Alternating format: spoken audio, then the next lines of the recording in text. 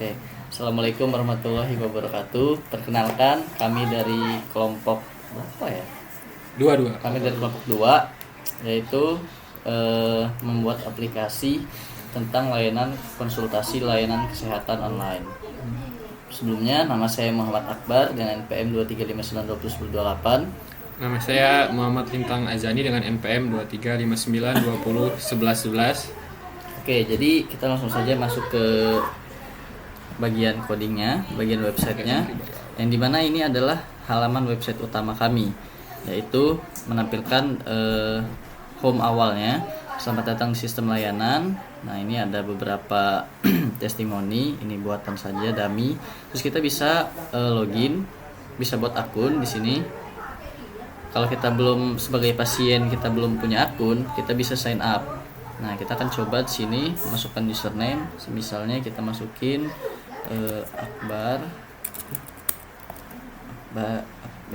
R-nya 3. Jelasin ini nggak Akbar karena kan dia cuma buat pasien doang lagi. gmail.com.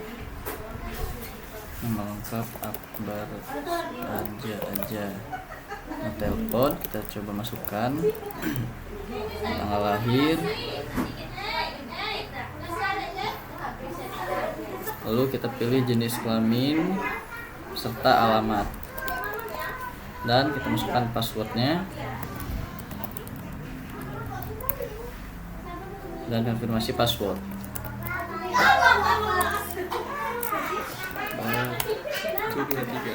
Nah, ini kita bisa validasi I'm not a robot. Sudah, kita setuju dengan syarat dan ketentuan. Lalu selanjutnya kita sign up. Oke, registrasi kita sudah berhasil.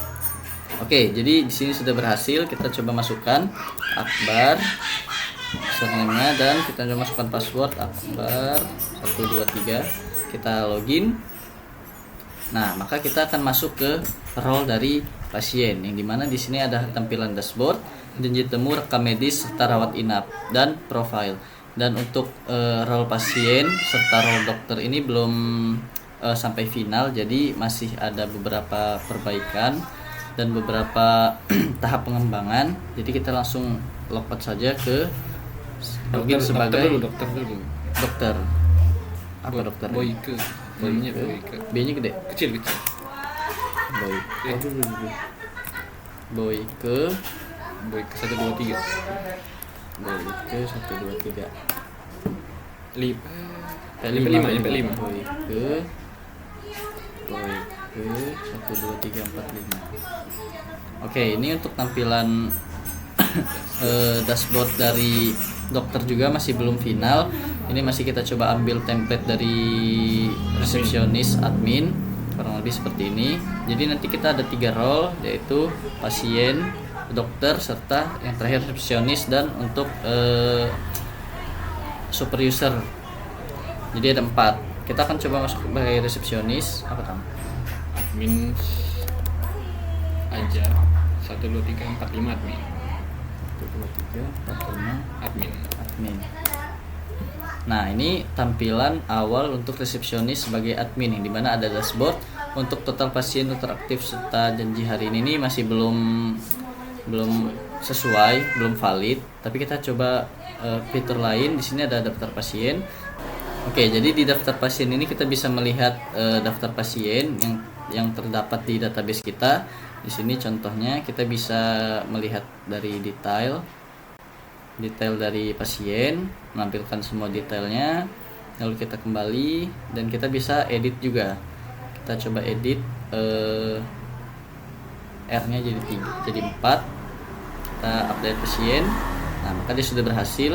Di sini R-nya jadi 4, dan kita selanjutnya bisa tambah pasien juga. Sebagai resepsionis kita bisa tambah pasien. Kita akan coba, semisal ada pasien yang gaptek ataupun orang tua yang kurang tahu tentang teknologi. Jadi kita bisa sebagai resepsionis, kita bisa membantu pasien tersebut untuk membuat akunnya dengan cara mengisi data-data ini, kurang lebih. Kita coba semisalnya ortu, emailnya ortu@gmail.com, passwordnya ortu tuagapan. Buktiin, Bar. Validasinya coba. Passwordnya cuma di bawah 5 itu. Keluarga Fatma 6 juta. Ya, untuk passwordnya ini kalau dia di bawah 5 nanti dia nggak bisa ya, dari validasi. Nanti kita coba informasi pribadi pasien, ortu aja, tanggal lahir ini bisa juga, jenis kelamin perempuan, nomor telepon, kurang lebih sama kayak yang di form sebelumnya. Oke, kita simpan pasien. Nah, jadi kita sebagai resepsionis juga bisa menambahkan pasien. Ini kurang lebih kita juga bisa menghapusnya. Kita hapus pasien. Kita oke. Nah, maka akun ortu akan terhapus. Oke, selanjutnya ada daftar dokter. Di sini kurang lebih sama fiturnya, bisa seperti itu, dan kita juga bisa drop down sesuai dengan spesialisasi dari polinya. Misal anak, maka dia hanya menampilkan bagian anak. Dan kita juga bisa search berdasarkan nama, semisal boy. Nah, dia langsung menampilkan nama yang kita cari. Dan kurang lebih untuk CRUD-nya sama, berfungsi, bisa kurang lebih sama, jadi tidak perlu saya praktekkan lagi. Terus untuk jadwal dokter, jadi di jadwal dokter ini nanti dokter bisa mengetahui jadwalnya kapan saja. Di sini kita coba tambah dulu. Ini kita akan menambah dokter, semisal dokter dari namanya Lintang Azani. Prakteknya kita pilih hari Kamis. Dia poli gigi. Mulai prakteknya kita coba jam 19.39. Kan beda saraf, Bar. Mana? Kita. Oh iya, saraf ya. Itu poli kan. Kita ganti ini coba ya. Ganti ini Akbar. Poli anak. Ya, sesuai. Nah, ini jam selesai praktek. Agak ini, Bar. Mepet ya, apa? Dari pagi mulai. Ini. Mulainya juga. Boleh. Biar real jam berapa, jam 7 Nah, biasa. coba keterangannya apa ya? Tes status jadwal, kita simpan jadwal. Nah, jadi jadwal untuk dokter yang sudah kita tambahkan tadi sudah ada. Tuh ini ya, yang paling bawah. Ini kita bisa edit juga, entah itu dari nama dokternya serta praktek harinya kapan, Dan statusnya juga statusnya. Ini ada filter, bisa ini, berdasarkan. Jadi kita filter aja, misal anak, polikliniknya apa, bedah. Ini karena kita nggak ada, jadi dia nggak muncul.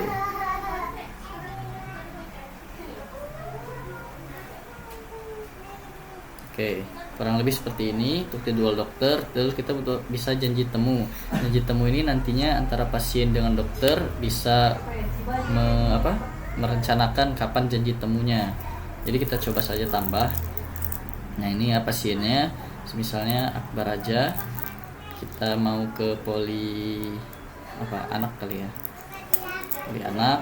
Dokternya ini sudah sesuai dengan apa yang ada di poli. Semisal poli anak, maka menampilkan dokter sesuai dengan spesialisnya. Pilih poli lain, Bar. Kita coba poli ya. Poli kandungan. Nah, ada juga, jadi dia bisa beda. Pilih jadwal prakteknya ini dari jadwal yang dibuat tadi. Dari jadwal yang sudah dibuat tadi, dari jam berapa. Kita coba Senin dari jam 8 sampai jam 4. Nah, ini tanggal kunjungannya. Semisal besok. Sesuaikan. Nggak bisa, karena harus sesuai dengan Senin. Oh iya, Senin ya, harus Senin ya. Monday, Senin. Kayak waktu ini. Nah, waktunya kita coba jam 9.30. Kita simpan. Maka dia berhasil masuk. Mana tadi? Ini ya. Nah, ini.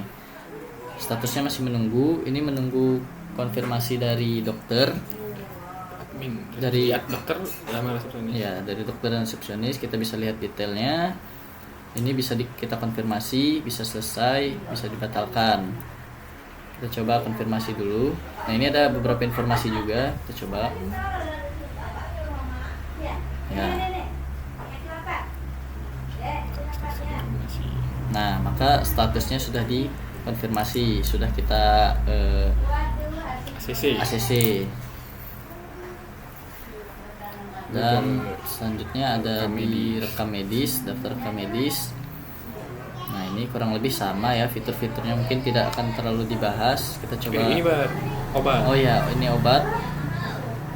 Nah, ini jadi di setiap Habis buat rekam medis. setiap rekam medis ini tadi kita bisa memberikan obat. Ini sebenarnya fitur nantinya di dokter. Cuman sementara kita masih tambah di sini, belum final. Jadi sementara kita jelasin di sini. Nanti dokternya bisa memilih obat dari hasil janji temu tadi dan ada rekam medis, maka dia bisa memilih obat. Itu obatnya misal paracetamol. Ini bisa masukin dosisnya berapa gram, terus juga berapa kali sehari, dan terakhir durasinya selama berapa hari, misal 7 hari. 7 kali 3 21, jumlahnya 21. Jadi jumlahnya kita sesuaikan saja 21. Instruksi khusus ini instruksi aja, misal sesudah makan. Catatan resep ini opsional aja ya, kita bisa coba. Lalu kita simpan. Nah, maka daftar resepnya sudah berhasil ditambahkan untuk halo aja. Jadi ini obatnya untuk si pasien namanya halo aja. Coba detail Bar, kan ada 2 obat. Oke. Ini. Lalu kita cek detailnya. Nah, ini ya. Bisa kita lihat detailnya, ada catatan resepnya juga. Lalu kita coba lagi fitur yang lain. Itu kita coba apa tadi terakhir? Udah, kan datanya Oh ada ya. farmasi. Kita coba daftar obat. Ini kurang lebih sama, nggak jauh-jauh dari CRUD, bisa tambah obat. Itu dari nama, kode, kategori, stok, dan lain-lainnya. Ini bisa kita edit juga dan bisa dihapus, kurang lebih sama. Dan terakhir kita coba rawat inapnya, daftar ruang rawat. Ini bisa kita cari ruang, bisa statusnya, kita coba 01, ruang 01. Nah, maka dia 01 aja. Lalu statusnya bisa ya, sesuai apakah terpakai, tersedia. Nggak bisa ya? Jadi tekan filter itu, filter apa? Enter. Oh iya, filternya ditekan. Nah, jadi belum, tidak ada ya, ruang 1 tidak sedang dalam perbaikan. Lalu kita bisa Tambah pasien Bar. tambah rawat inap, pasien yang mana yang mau kita taruh di rawat inap nomor kamar 01 semisal. Nah, ini kamar 01 ini sebagai umum, tanggal masuknya kapan, keterangan, coba hari ini, tanggal keluar besok. Opsional nggak sih? Ya, Harusnya. Iya, keterangan kita coba aja. Oke, maka sudah berhasil. Terus nah mungkin segini aja terkait tentang codingannya. Detailnya Pak. Detail yang mana? Di ini daftar ruang Oh rawat. iya, daftar ruang rawatnya. Yang satunya. Rawatnya. Nah, ini ruang rawatnya ini Detailnya yang kita bisa ada lihat 5 orang. ada kapasitasnya bisa berapa orang. Kalau untuk VIP ini dia kapasitasnya hanya untuk satu orang. Kalau yang tadi umum itu bisa lebih dari 3. Coba Kita bisa edit juga, bisa lihat-lihat. Kita kembali. Oke, mungkin dari tampilan resepsionis ini nanti untuk di dokter serta di pasiennya akan dikembangkan kurang lebih sama. Semisal pasien bisa melihat jadwal janji temu, jadi kurang lebih sama. Jadi dia menampilkan jadwalnya saja, tidak ada CRUD dan lain-lainnya. Begitu juga untuk dokter, dia bisa rekam medis, bisa menambahkan rekam medis. Jadi hanya perlu sedikit pengembangan saja, karena kan tenggat waktunya kurang, jadi baru segini dulu yang kita buat. Lalu selanjutnya Lintang akan menjelaskan terkait tentang kode dari PBO-nya. Di sini saya akan membahas di bagian codingnya bagaimana kami menerapkan konsep PBO dalam sistem ini. Di sini di bagian views pasien, di sini ada yang pertama ada penggunaan pewarisan itu dalam kelas admin required mixin, yang dimana ini merupakan turunan dari user pastek mixin. Lalu di sini sama pewarisan di bagian home patient view untuk menampilkan home halaman utama dari role pasien. Lalu juga ada polymorphisme. Ini untuk memungkinkan metode yang sama untuk memiliki implementasi berbeda tergantung kelasnya. Seperti melihat dalamnya ada override,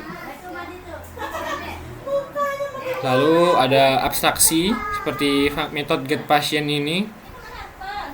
Ini merupakan metode untuk mengambil data pasien yang terkait dengan user ya.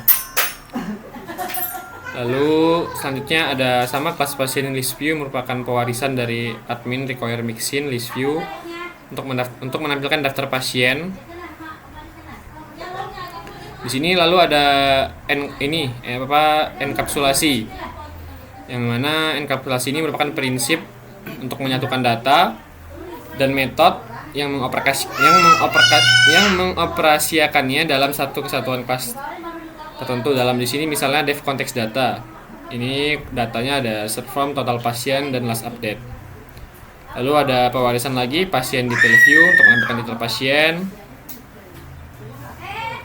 Sama ada pasien create view, pasien update, pewarisan. Lalu pasien delete view, pewarisan untuk menampilkan konfirmasi delete pasien. Struktur foldernya, di sini kami ada folder project, lalu ada folder apps, yang dimana folder apps ini berisi aplikasi-aplikasi yang ada di dalam sistem ini, mulai dari akun, dokter, jadwal, janji temu, obat pasien, dan seterusnya. Lalu di sini ada project utama, di mana isinya ya ada setting untuk nyeting, lalu ada URLs yang dimana ini kita include dari berbagai apps-nya. Lalu ada static, image, JS, template. Untuk template di bagian admin. Di sini untuk CRUD-nya ya, untuk bagian per apps-nya ada dokter untuk mengkonfirmasi hapusnya, lalu ada untuk melihat detail, list, dan untuk menambah dan mengedit datanya. Sama seperti jadwal, janji temu, obat, pasien. Lalu di sini ada bagian base HTML yang menampilkan halaman navbar dan juga footernya. Homepage ini digunakan untuk menampilkan halaman awal pengguna sebelum login. Lalu ada login HTML dan register HTML-nya. Di bagian setting PY di sini, di bagian install apps-nya kita ada Jasmine juga, apps dokter, pasien, dan semuanya.